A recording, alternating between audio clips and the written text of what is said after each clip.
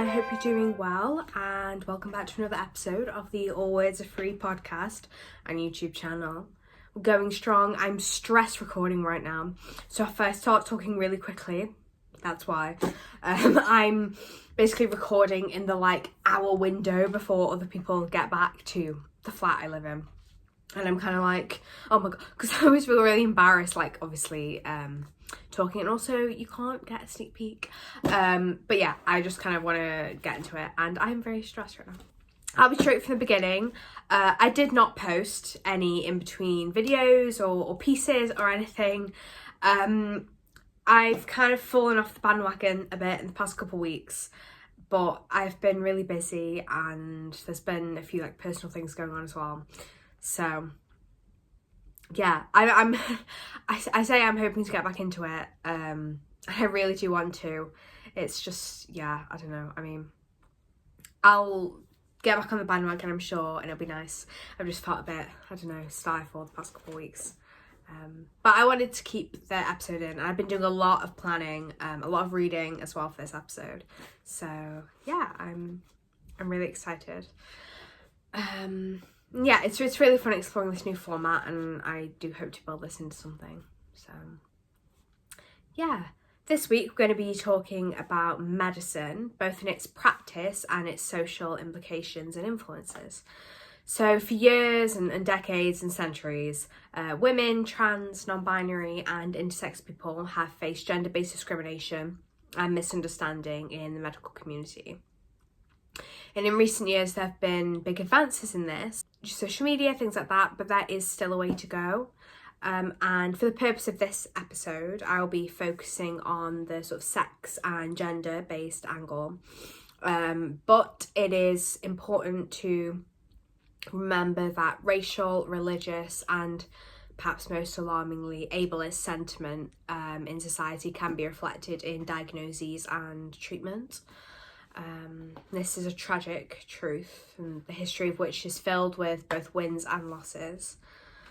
But yeah, let's delve into this, so reflecting on mistake, damning, misguided judgment and practice, and significantly remembering those who pioneered medical equality.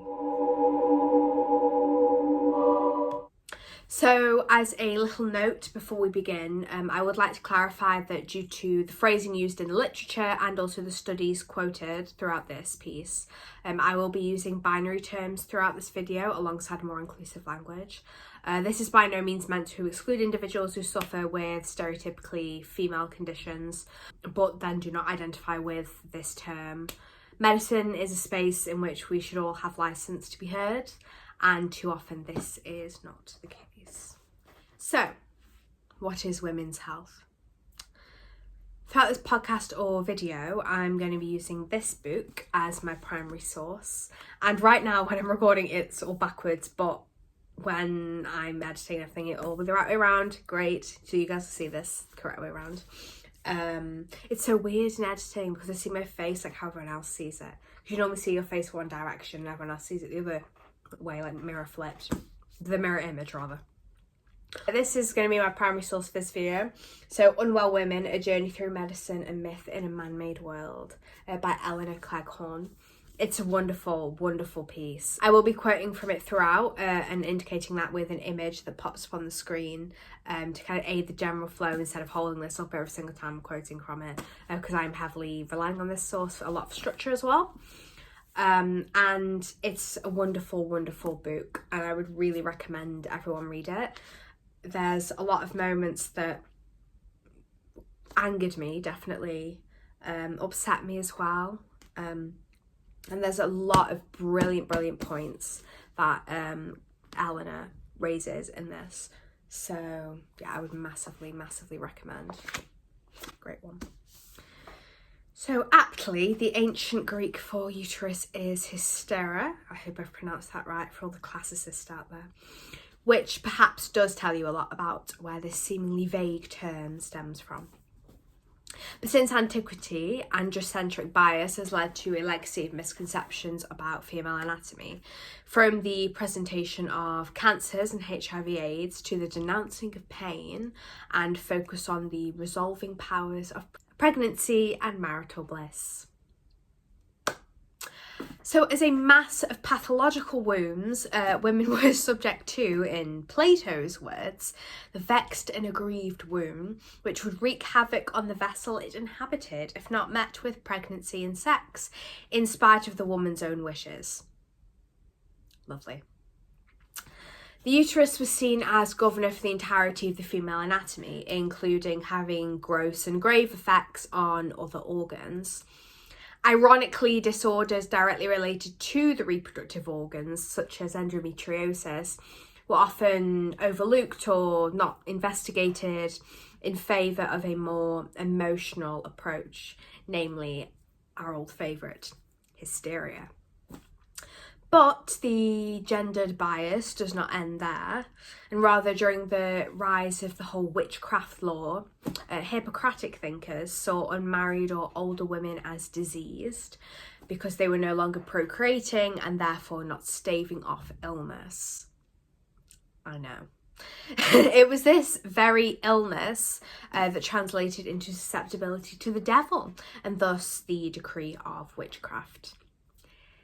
Thinking about these things through a modern lens, you can't even imagine this being the overarching way of thought, the way that people think. And as a woman myself, it feels so... I mean, as I was reading this book, it's like I feel so lucky to be around now, because over time a lot has changed, a lot has improved, and obviously there is still a way to go, which obviously we'll talk about later in the medicine realm, but there's still a way to go. But it's so awful, some of the things you read about, and you just can't imagine being alive in previous times. So over 40,000 people in the 16th and 17th centuries were put on trial as potential witches, with the majority of these individuals being over the age of 40. So at the time of perimenopause and menopause, these women were seen as unstable, careless, ill-tempered, and intent on doing harm. They were witches through and through and through again. Much of the misunderstanding and misclassification of women's bodies and illness came from a lack of medical knowledge and willingness to accept people at their word. Guided by societal bias, the female body has been through multiple iterations in the literature, including Galen's inversion model. Guess what you will, you're likely correct. And importantly, the womb was often occupied by a fetus, which I thought was a lovely addition. I mean, genuinely, there is so much in Cleghorn's book that you read and you're thinking, oh my god, like the misogyny is rife. It is insane. One knows that stuff has come a long way since the past being a very generic term. But some of the stuff I'm reading about, you just can't fathom how people would think that way. Oh God, it's just awful. And that doesn't just go for sexism, that goes for racism and ableism and all the other isms that exist in our world. It's just terrible. It really is. Now, as dissections became widespread practice across Europe, usually from the receipt of criminalised sex workers, people's bodies were placed on display on the pages and, in reality, left open to the scrutiny of the male onlooker. Now, throughout history, hysteria could be prescribed for virtually anything, with an array of illnesses being swept under the hysterical rug. The clitoris was, and still is, an organ secreted away and less recognised under the reproductive prowess of the ovaries and uterus. And don't get me wrong, these are very important to be recognised and very important as far as conditions go, and people should be treated with illnesses of the ovaries and the uterus, of course. But the point is, of course, all organs are equal, but the neglect of the clitoris is steeped in a prejudiced and at times horrific history. First identified by Gabriele Falloppio, whose name goes to the fallopian tubes. This organ is the cornerstone of female sexual pleasure. No wonder it was neglected. Anatomist Rialdo Colombo described it as the love, also the Venus, having a certain mind of its own regarding the desire for intercourse. Another alarming statement echoing the Hippocratic needs of the womb and how they outweigh the woman's own desire or choice. It was only in 2005 that the full extent of the internal working of the clitoris was revealed by Australia's first female urologist. The time between Professor Helen O'Connell's mapping of the complex network of nerves that give the clitoris its sensation and falloppio is staggering. Never mind the first female urologist part. This perhaps emphasises the point. We need more women in gynecology, urology, and authority medical positions, full stop. In the words of Mary Wollstonecraft, the mind shapes itself to the body, and roaming around its gilt cage only seeks to adorn its prison. In other words, by telling women of their capacities, well, society at the time deemed women too delicate or highly strung to partake in routine education. They were confined to the home or motherly duties, stemming any intellect or creativity they may have had. But not being allowed to try, women were morphed into what society expected of them. Now, of course, this is a middle to upper class view of the argument, and it's very nuanced for different classes and also people of different minority groups. However, illustrating the layers that factor into this conversation. The event of menstruation was a top favourite to illustrate women's sensitivity and their inappropriateness in the education sphere. For 1 week of the month, they would be incapacitated, and therefore they are chronically at risk and a hindrance to the classroom, which will become filled with boys, men, and pathological specimens. I'm not even kidding, that is literally what somebody said. A moment of silence for appreciation. The total lack of appreciation for the female system and constitution is alarming in manifold ways. For not only does this expose the negligence of their health, but the veracity with which they were believed to be inferior. From colds to cancer, the feminized body has been misunderstood for centuries. And in fact, in 1815, the feeble structure of the female constitution was even thought to cause breast cancer when a woman felt compassion for another woman with the disease. There's going to be a lot of incredulous silences here because I still can't believe it, even though I've read it first time, I've written it up in a script, and I'm saying it again. I just can't, it's just so infuriating. Deeply socially and medically intertwined, the pain of childbirth in Victorian times was seen as a natural passage and even a rite of passage into motherhood. The use of chloroform for pain relief by James Young Simpson was largely contested, with obstetrician Charles Meigs being firmly in the against camp. Meigs argued for the rite of passage model, as well as the solely necessary, comforting presence of a male doctor. Rightio skis.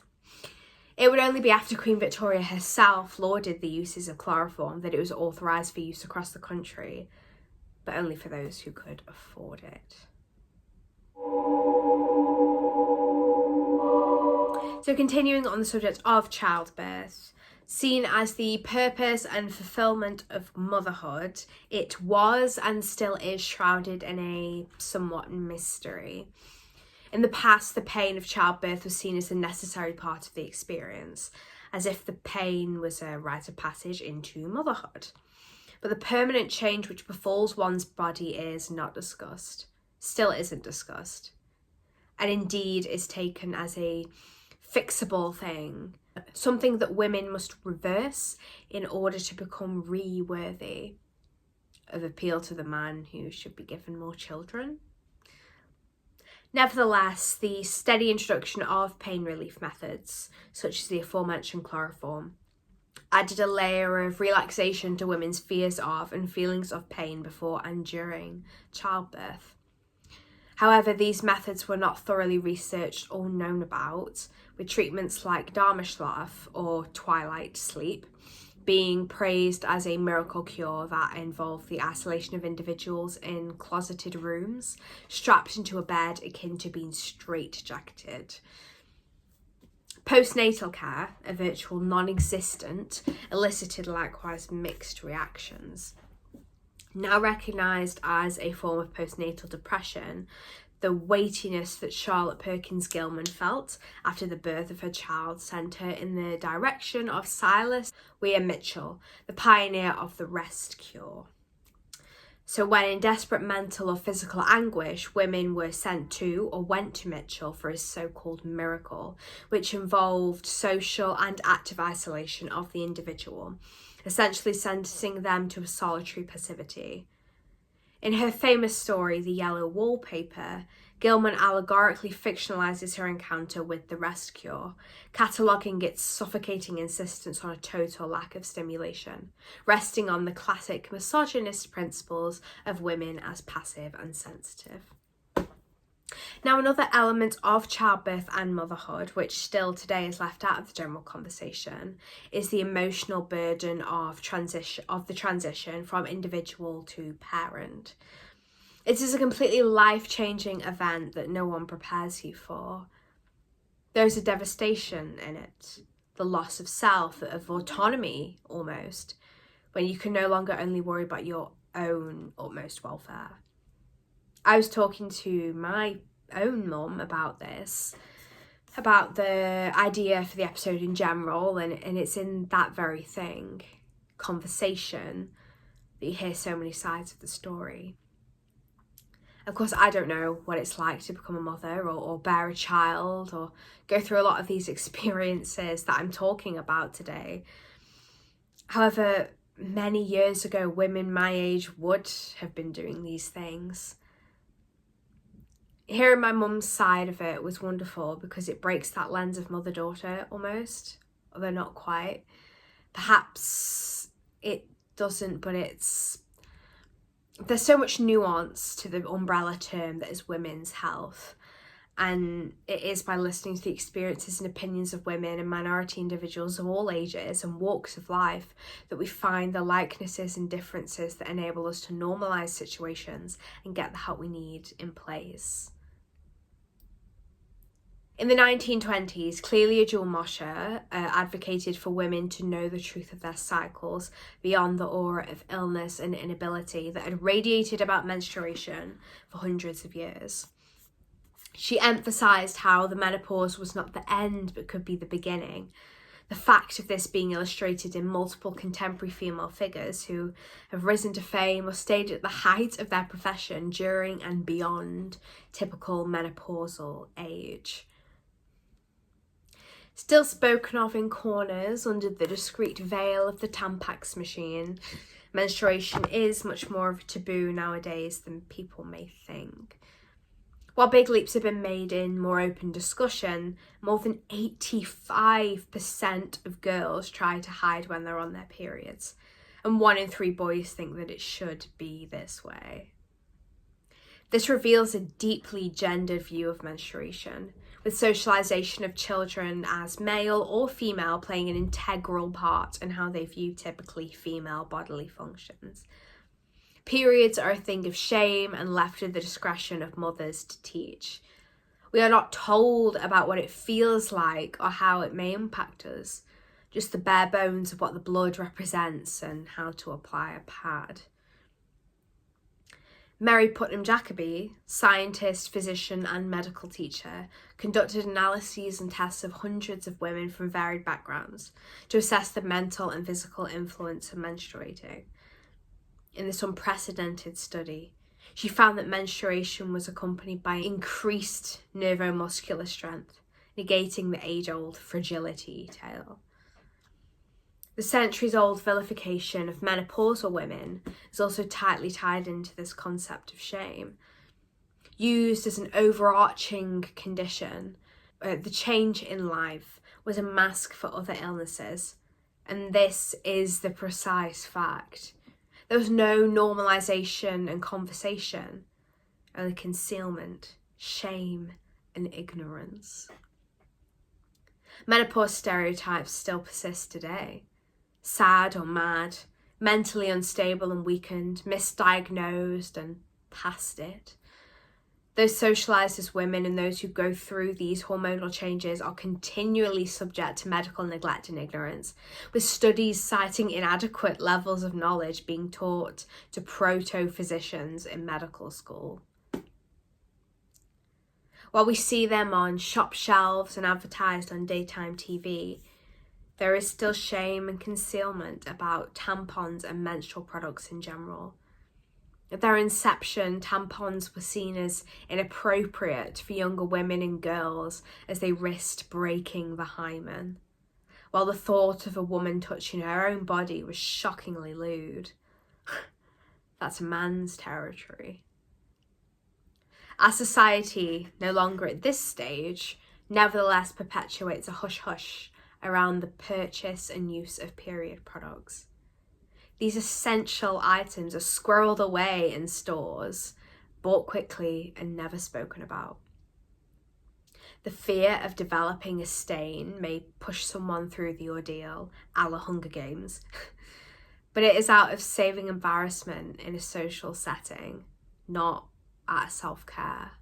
Why should menstruating individuals have to be afraid of having blood on their trousers, when, in a different case, that blood would be met with the utmost concern and not reprehension?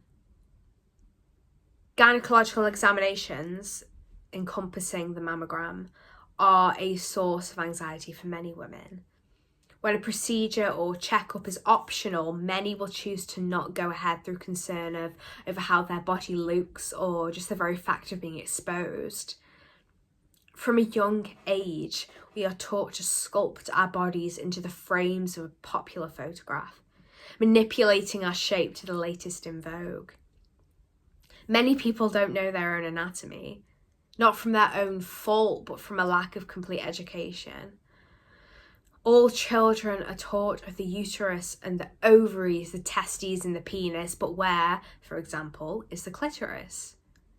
Embarrassment and pain are associated with these appointments, and it is the shame of the female anatomy that creates late or missed diagnoses.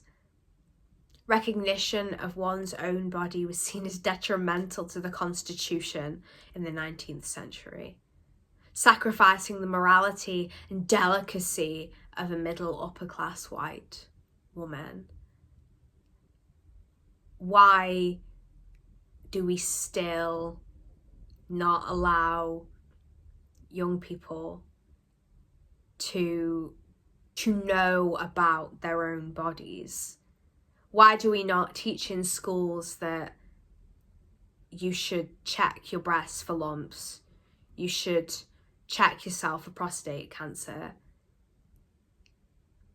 These are the things to look out for in a toxic relationship. These are the traits of an abusive partner. This is how you navigate sex. These are the emotions associated with having a family. We don't talk about these things. Children are not taught these things. And even outside of that, a mortgage, renting, there is such value in mathematics and English and history and geography and music and everything that is currently on the school curriculum. There's such value in knowledge and interest and enjoyment. But why do we not make time for life lessons? These are things that people just have to learn by going out there themselves. If I'd been taught these things before having to read about it myself, before having to discover my own body's worth or my own body's full potential, the different processes that my body does for me that put my body at risk, the very fact of what my body can do, the idea that I'm not just geared for a relationship and pregnancy, because we have other organs for pleasure, but we're not told these things. We're not told that intersex people exist. There's something that needs to be done here. Josephine Butler, women rights activist and social reformer, argued for the license of women to refuse examination. This was during a time of rampant testings of sex workers whose bodies were violated through medical examinations for STDs. This is the other end of the spectrum, where people were forced to be examined. Their pain ignored, these women were blamed and typed, as they still are today, as expendable. The rights of sex workers is a contemporary political question. Even though they have the rights of any other human being, as surely would be expected, sex workers are more vulnerable to having these rights violated due to social perceptions of their jobs or otherwise lack of protection against acts of, for example, sexual violence. While prescribing women with hysteria was completely unnuanced, labelling a man a hypochondriac was degrading and exclusionary in the society of the time. Men's mental health was seen as stolid and, if disturbed, terribly unnatural. For women, the generalised pathology of hysteria meant that their physical symptoms would be overlooked and ignored. Everyone was at the mercy of a culture that did not accept mental disorder. The capacity for hysteria was seen as graded. The heavy focus on the white and upper classes shades medicine's view of the female mind and body. And while the middle to upper class white woman was prone to these fits of nervousness due to her domestic/placid/suppressed lifestyle, lower class and racialised women were weathered, hardened by labour, granted no voice before the doctor. Indeed, enslaved women were abused and exploited for surgical advancement, with medical men using their bodies to investigate the female reproductive system. In the words of James Marion Sims, a so-called revolutionary in the field of gynecology, patients of this kind never die. They must live and suffer. His statue was taken down subsequent to protest in 2018. It is sickening to think how these individuals were violated, particularly when this exploitation was a route to greater understanding of women's health. Why does progress have to come from such ill? The resuscitation of Anne Green in 1650 is a likewise staggering event. Raped and delivering a stillborn baby, Anne was sentenced to hanging for the crime of concealing her illegitimate child after burying the infant. Donated to Oxford University physicians, Anne was to be dissected for the furtherance of anatomical understanding. However, miraculously, Anne was barely alive. After resuscitation through a manner of contemporary techniques, Anne recovered from her ordeal. Nevertheless, her state was marvelled over and immortalised in books and wood carvings without her consent. Told tales that led to the idea that there was something in women that could make them appear quite dead despite signs of life, like a pulse. Anne was seen as lewd, being labelled a trickster. Many ran with this. summed up in a poem from the time. For this trick I'll never so be led as to believe a woman. In times of suffrage and otherwise, the cruel and violative act of force-feeding was meant to crack a woman's resolve. Suffrage was seen as an illness in itself, and this punishment inflicted physical and mental trauma. During the height of the suffrage movement, hysteria became a gender-based slur, used by media outlets to discredit the women's fight. The brutal treatment of these women, as written in Unwell Women, was abhorrent and frankly angered and disgusted and upset me. It's repulsive for anyone to be treated that way in the past and in our current times. Gender-based violence is still here. 1 in 3 women will experience it in their lifetimes, and that statistic doesn't even consider those who do not identify with that term. That number also does not consider non-gender-based violence. Female sexuality is both abhorred and treasured, simultaneously craved and met with disgust. This is not good enough. Hormone research, known as endocrinology, is a relatively recent thing considering we began with Hippocrates. Deeply sexed, estrogen and testosterone are seen as the masters and purveyors of sex and cross-sex interactions, with the fact of these hormones being present in the opposite sex largely being ignored. These conversations also completely exclude intersex individuals, who make up approximately 2% of an overarching population. That means that in the UK, that's just over 1 million people.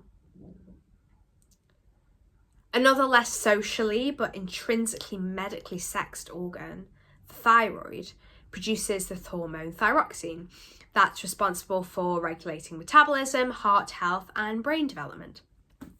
Hypothyroidism is a higher risk disease for women, 10 times, and in the past women were sent to asylums and diagnosed with cretinism due to slowing growth, learning, exhaustion, and delirium. The consuming of thyroid extracts from animals actually led to rejuvenation, and from here scientists infer that this organ was producing something. One of the primary key findings in hormone research. Hormones are still seen as a dirty thing in scientific research, however. They greatly fluctuate, particularly in those who menstruate as they progress through their cycle.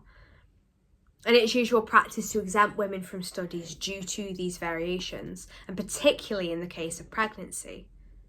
Hormones get in the way of clear results. They are too biologically erratic.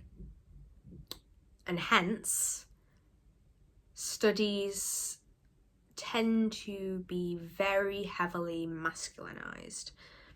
A lot of research on a variation of diseases and variation of states, including, say, for example, dosages of vaccines, medicines, etc., is all based in research conducted in biological males, which adds a great bias to treatments and diagnoses. As a little aside, interestingly, COVID, the male fatality was higher than female fatality because there was something in the female immune system was more robust. And it seems that potentially, although this is very recent and ongoing research, it's very interesting, but it's that the stereotypically female hormones like estrogen are actually protective, so women have a stronger immune system. However, this does mean that women are more susceptible to autoimmune disease as well, things like lupus, which Eleanor Cleghorn, the author of Unwell Women, actually has and was diagnosed with after years of symptoms. Her story is really interesting, and I would recommend looking into her story. Pelvic or menstrual pains and reproductive ailments are still heavily linked with emotion and the mental state of those who are subject. taking the ever-essential feminine feelings with any expression of pain they dare to confess.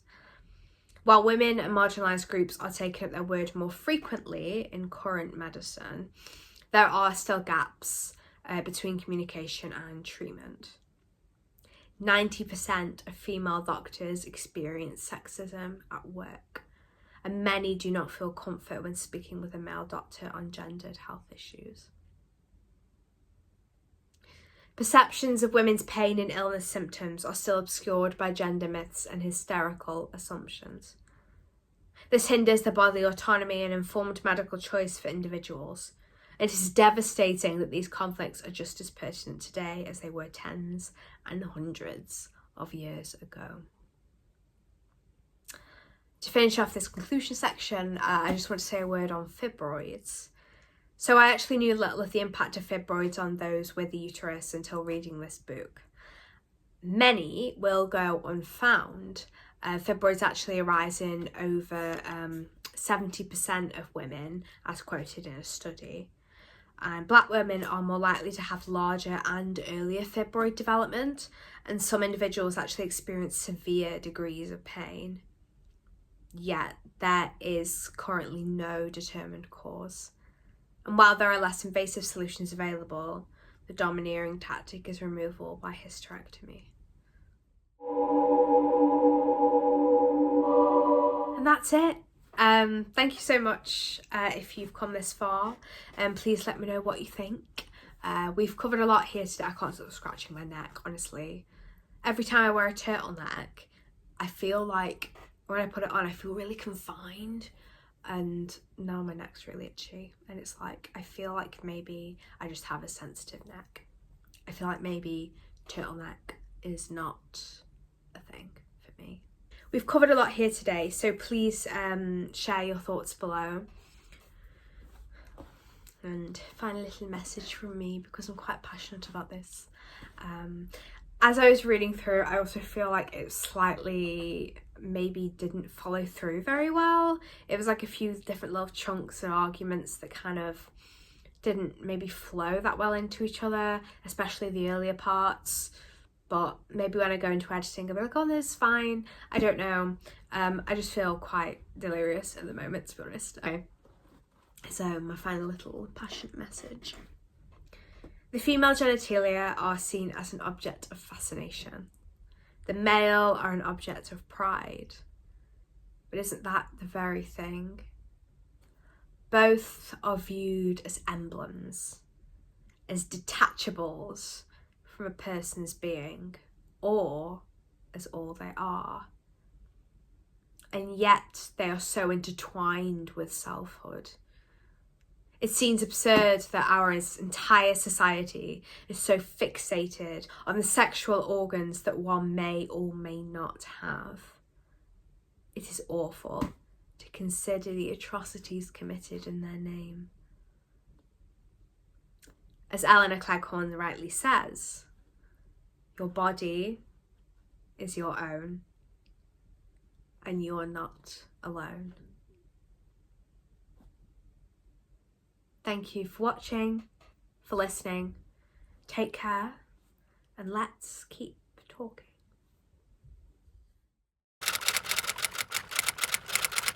For the furtherance of oh my god. Me.